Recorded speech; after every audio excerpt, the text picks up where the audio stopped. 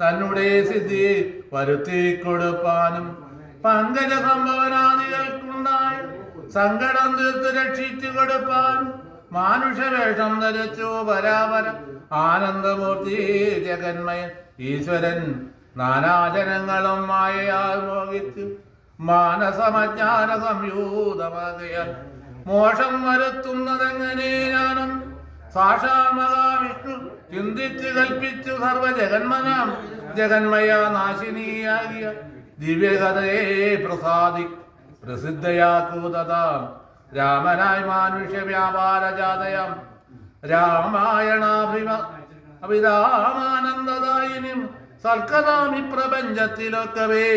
വിഖ്യാതയാക്കുവാൻ ആനന്ദപൂരുഷൻ ക്രോധവും മോഹവും കാമവും രാഗവും ഖേദാദിയും വ്യവഹാരാർത്ഥ സിദ്ധയെ തത്തൽ ക്രിയാകാര